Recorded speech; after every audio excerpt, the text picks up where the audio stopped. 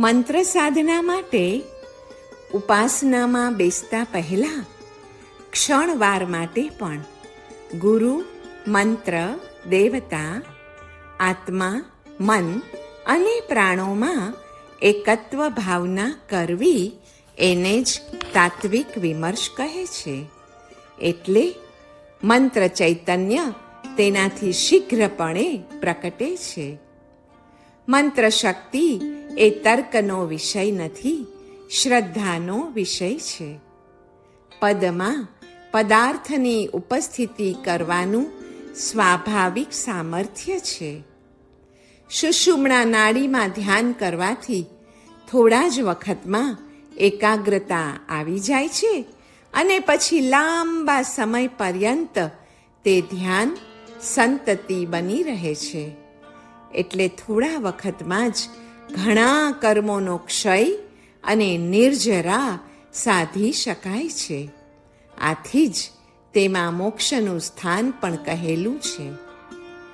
સુષુમ્ણામાં પવનની ગતિ ઘણી જ મંદ હોય છે.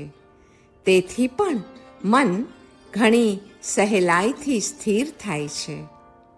મન અને પવન એ બે એકવાર સ્થિર થઈ જાય ને એટલે પછી સંયમ, ધારણા, ધ્યાન અને સમાધિ એક જ સ્થળે ઘણી જ સરળતાથી સાધી શકાય છે. આ સંયમ એ જ સિદ્ધિઓનું કારણ છે. માટે જ સુષુમ્ણાને સિદ્ધિઓનું કારણ કહેલું છે. આમનાઈનું અનુસરણ અને વિશ્વાસનું બાહુલ્ય આ બે તો ક્યારેય ચૂકવા જ નહીં.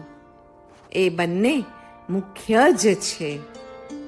પણ કોઈ પણ મંત્રપાઠ કરવા માટે કોઈ આદર્શ પ્રક્રિયા તો હોય જ.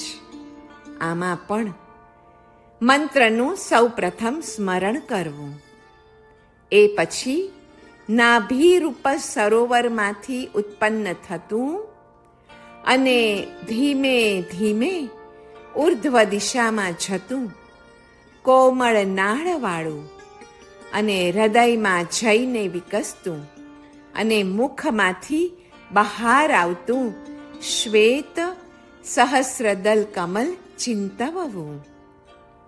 એની કર્ણિકા ઉપર બિરાજમાન અભય તથા વર આપનારી, એક હાથમાં પુસ્તક અને બીજા હાથમાં કમળ ધારણ કરનારી શ્રી વાગ્દેવી ચિંતવવી.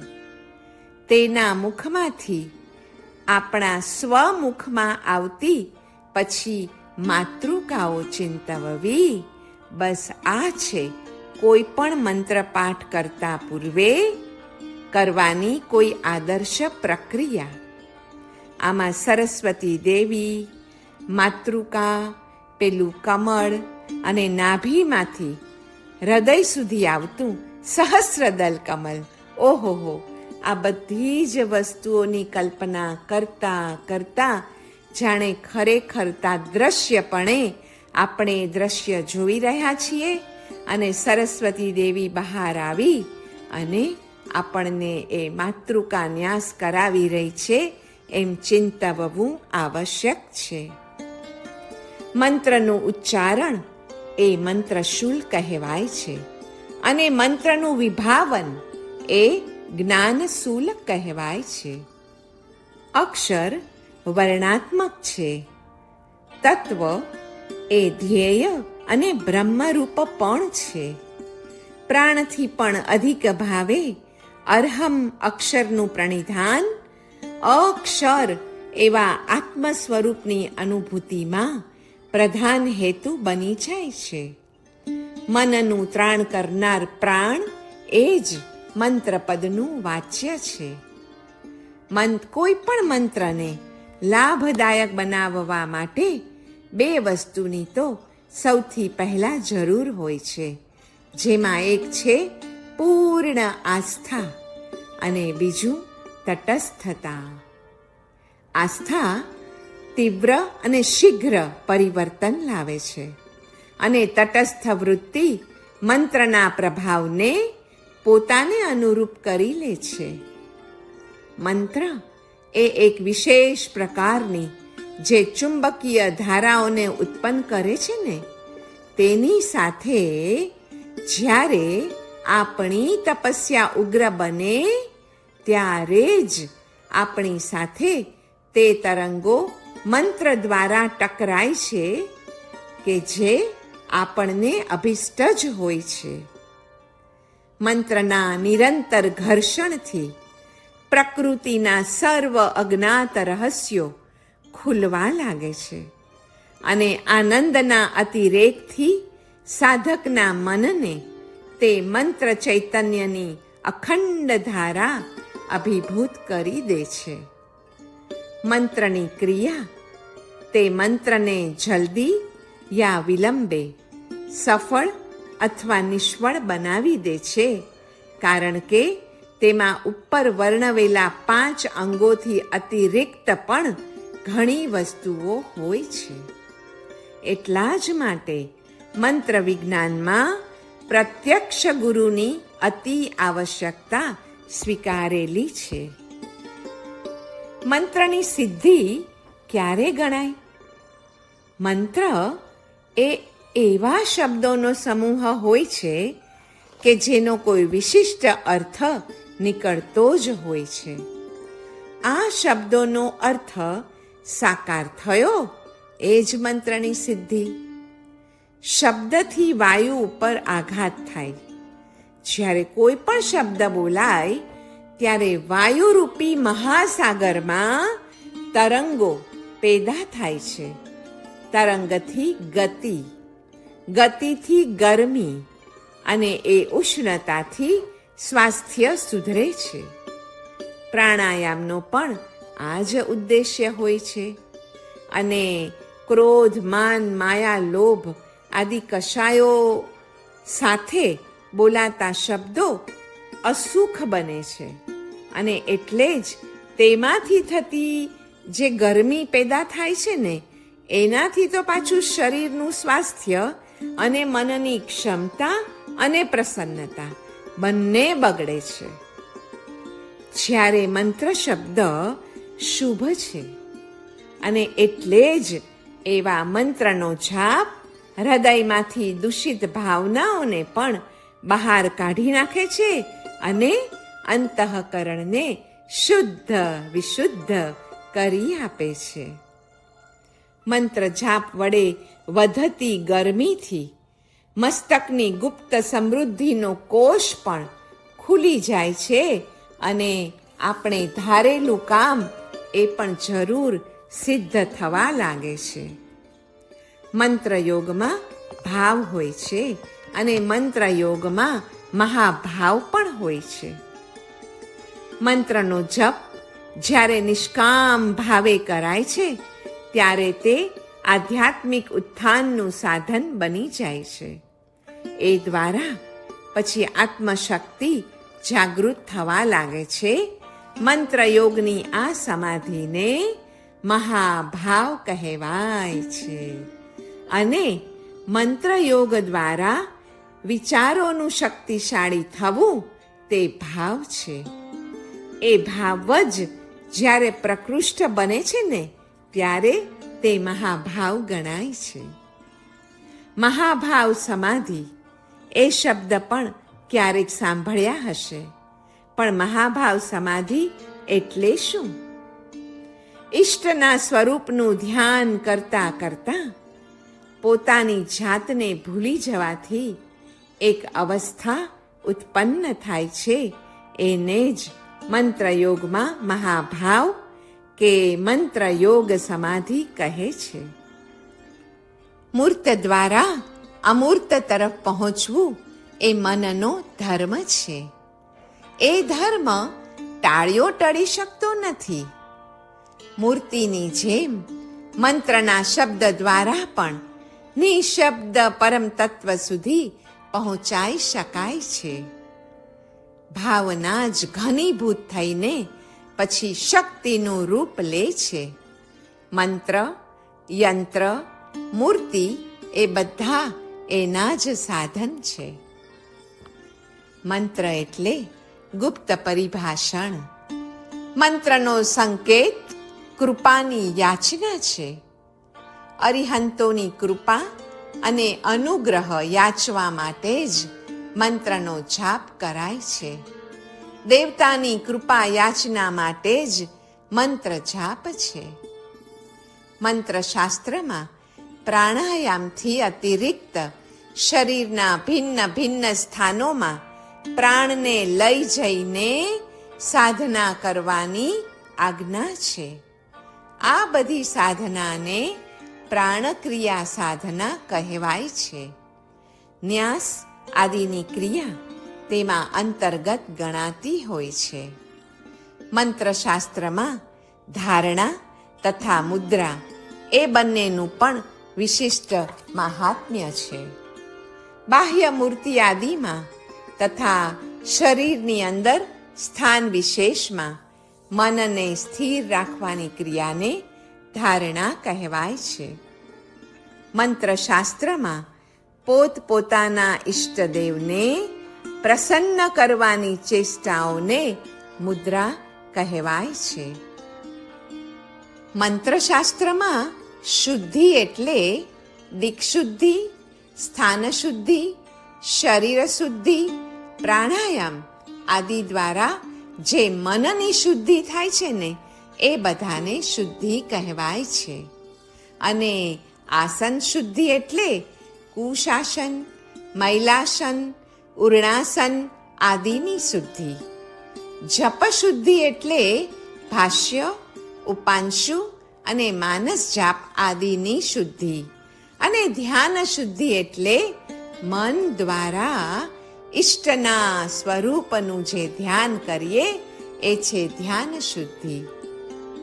ચંદ્રની જેમ 16 કલાઓ છે એમ મંત્ર યોગના પણ 16 અંગો હોય છે.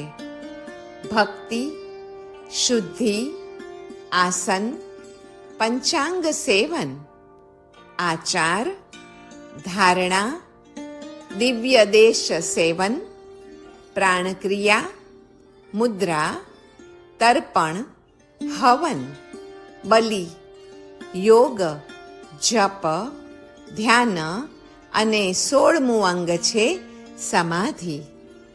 મંત્ર સિદ્ધિના આ 16 અંગોમાં 14માં જપને, 15માં ધ્યાનને અને 16માં સમાધિ એટલે કે લયને મહત્વના સ્થાન અપાયા છે. મંત્રની સિદ્ધિ માટે જે વિધાન છે તે સાધકની આસ્થાને દ્રઢ કરીને સુસફળતાને નિશ્ચિત બનાવે છે. આપણને કઈ રીતે ખબર પડે કે મંત્ર સાધના આપણી યોગ્ય રીતે થઈ રહી છે? મંત્રાક્ષરોનું એકાગ્ર ચિત્તે સ્મરણ કરવાથી મંત્ર દેવતા જાણે સામે આવીને હૃદયમાં પ્રવેશ કરતા ન હોય, જાણે પોતાની સાથે મધુર ભાષણ કરતા અને અંગે અંગમાં આવી મળતા કે તન્મયી ભાવને પામતા ન હોય એવું અનુભવાય ત્યારે માનવું કે મંત્ર સાધના યોગ્ય રીતે થઈ જ રહી છે. જાપમાં અનુક્રમે નીચે પ્રમાણે અનુભવ થતા હોય છે. સૌ પહેલા મંત્ર દેવતાના દર્શન, પછી બીજું છે પ્રવેશ, ત્રીજું છે શ્રવણ અને ચોથું છે અભેદ તાદાત્મ્ય. આવો અનુભવ થાય ને ત્યારે પણ સમજવું કે હા, મંત્રની સાધના યોગ્ય રીતે જ થઈ રહી છે. મંત્રના પ્રારંભમાં તો મંત્ર સ્રષ્ટા ગણધર ભગવંતો અને ભદ્રબાહુ સ્વામી આદિનું સ્મરણ, ધ્યાન વિધિ સર્વત્ર છે.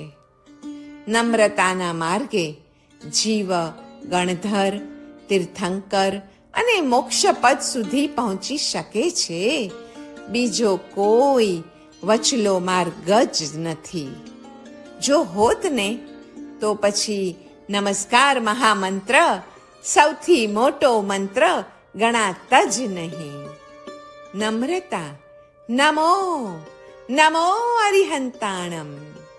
આના સિવાય બીજો કોઈ વચલો માર્ગ છે જ નહીં.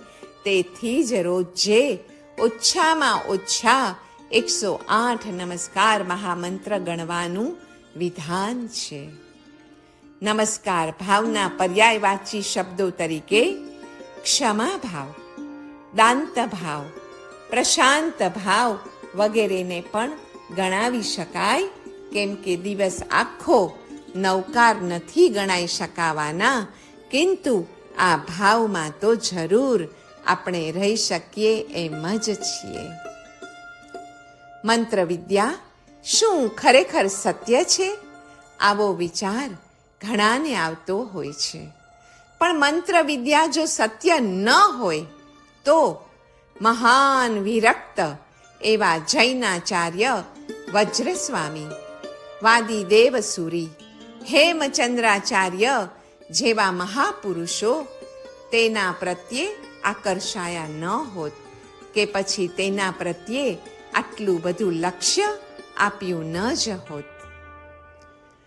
મંત્રાક્ષરોમાં રહેલ અપૂર્વ શક્તિને જાણવા, સમજવા એ બધા માટે જેટલું જોઈએ તેટલું ધ્યાન ઉઠાવવામાં આવતું નથી.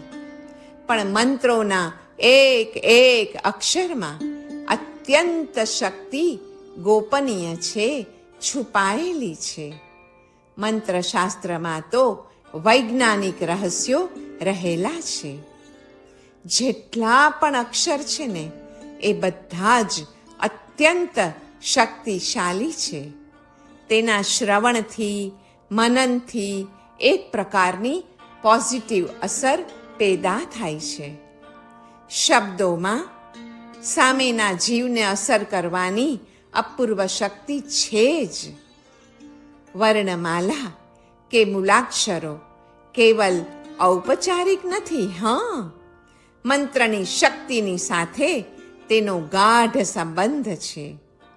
વર્ણમાલામાંનો પ્રત્યેક અક્ષર મનુષ્યના શરીર ઉપર પણ વર્ણોચ્ચાર મુજબ વિશિષ્ટ પ્રભાવ નાખતા હોય છે. વૈખરી વાણીનું સ્થાન છે મુખ, મધ્યમાં વાણીનું સ્થાન છે કંઠ, પશ્યંતી વાણીનું સ્થાન છે હૃદય અને પરાવાણીનું સ્થાન તો છે નાભી. બસ આ જ તો છે ચતુર્મુખ બ્રહ્મા, અને ચતુર્મુખ બ્રહ્માનું રહસ્ય પણ આ જ છે. મૂળ વાણીનું સ્થાન નાભી છે. શા માટે? કારણ કે મૂળમાં નાભી દ્વારા જ પોષણ મેળવીને એ 9 માસ દરમિયાન આપણો આ પિંડ બંધાયો છે. અને મૃત્યુ સમયે ફરીવાર માણસને નાભીનો શ્વાસ જ શરૂ થાય છે અને ત્યાં જ જીવનનું ચક્ર પૂરું થાય છે. સંતો વાણીનો મનમાં લય કરે છે, મનનો પ્રાણમાં લય કરે છે અને પ્રાણનો મહાપ્રાણ એવા અલખમાં લય કરીને અંતિમ ક્ષણે દેહ ભાવથી પર થઈ જાય છે. રવિ સાહેબ કહે છે ને કે વાણી મન મેં, મન પ્રાણ મેં, પ્રાણ અલખ મેં અલ પાણી. મંત્ર વાણીની આ વાણીથી પર એવા તત્વમાં સ્વાભાવિક જ પરિસમાપ્તિ છે. મંત્ર આમ વચનથી પર લઈ જતી વાણી છે. અંતઃકરણ ચતુષ્ટયનો સાજ સજી ભજન જો થાય તો હરિને પણ સાંભળવાનું અચૂક મન થાય. અંતઃકરણ ચતુષ્ટયમાં પ્રથમ વાણી છે વૈખરી. તેમાં સમજ અને બુદ્ધિ ભળે એટલે પછી બને મધ્યમાં. બુદ્ધિની પાછળ જે ચિત્તિશક્તિ અર્થાત અંતર પ્રજ્ઞા છે તે છે પશ્યંતી, અને પશ્યંતીનો બોલનારો બની જાય છે દ્રષ્ટા. શુદ્ધ અસ્તિત્વનો સ્વીકાર કે હકાર એ છે પરાવાણી. એ મન બુદ્ધિ ચિત્તથી પર છે, એટલે જ એને પરા કહેવાય. તે પશ્યંતી, મધ્યમા અને વૈખરી ત્રણેય વાણીને અજવાળી મૂકે છે. વૈખરીમાં જ્યારે પરાનો સીધો સ્પર્શ થાય છે, ત્યારે જ ઋષિ મુનિઓના કંઠમાંથી મંત્ર ઝરે છે.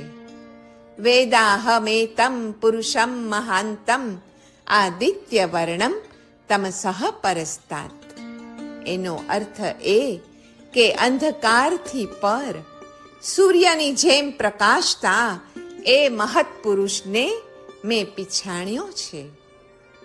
સાચો મંત્ર વૈખરીની હદ ઉપર, જ્યાં શબ્દ નથી પહોંચતો એવી પરાવાણીનું અનુસંધાન લઈને આવે છે. શબ્દ અને સુરતા જેમ જેમ અભ્યંતર ગતિ કરતા જાય, તેમ તેમ આ મહામિલનનો ઉત્સવ રચાતો જ આવે છે, રચાતો જ આવે છે.